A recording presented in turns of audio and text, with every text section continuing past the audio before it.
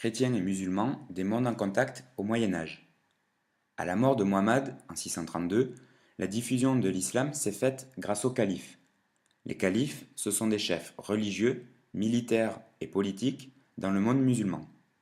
Dans un premier temps, les califes sont des proches de Muhammad, soit des membres de sa famille, soit des compagnons de première heure.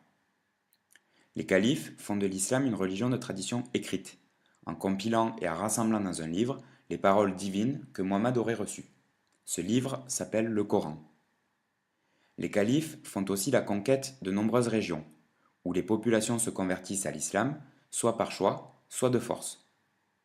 Sur cette carte, tu peux voir l'extension du monde musulman, avec pour départ une toute petite région en Arabie, coloriée en marron, puis une extension dans toute la péninsule arabique et une très nette progression vers le nord en Asie et vers l'ouest en Afrique.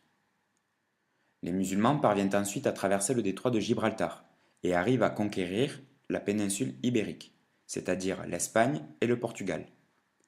Ils traversent les Pyrénées et s'installent pendant quelques années vers 720 et 730 dans le sud de la France, notamment en Narbonne. C'est de cette ville que partent de nombreuses attaques en direction de Bordeaux, Lyon ou Poitiers, où ils seront stoppés. Dans toutes les régions conquises, les musulmans créent ou développent de nombreuses villes, qui connaissent une forte augmentation de la population tout au long du Moyen Âge. Dans ces villes, ils construisent de nombreux bâtiments, surtout des bâtiments religieux, que l'on appelle mosquées. Ils développent une civilisation brillante, avec des écoles, des grandes bibliothèques ou des universités, qui attiraient des médecins, des géographes ou encore des scientifiques spécialisés en astronomie. Je vous propose pour la fin de la vidéo un focus photographique sur la région conquise par les arabo-musulmans en Espagne. Cette région s'appelait Al-Andalus. Dans les années 700, les musulmans arrivent à conquérir progressivement des royaumes chrétiens et développent des villes déjà existantes. Ils y resteront jusqu'en 1492, quand les rois catholiques espagnols reprennent tout le territoire espagnol.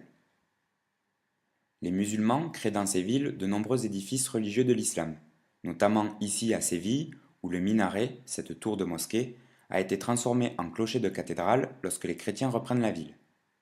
C'est aussi le cas à Cordoue, où la mosquée, dont on devine la forme carrée et le minaret au fond, est aujourd'hui une cathédrale chrétienne. L'intérieur de la cathédrale, autrefois mosquée, a gardé quelques traces d'architecture arabe, notamment ses arcs et ses piliers. Les musulmans bâtissent aussi de nombreux palais, comme l'Alcazar à Séville, dont tu peux voir une photo de la cour, très richement décorée, mais aussi des photos de l'intérieur du palais, avec des éléments typiques de l'architecture arabo-musulmane, comme les décors des murs que l'on appelle arabesques, ou les carreaux colorés appelés zélige.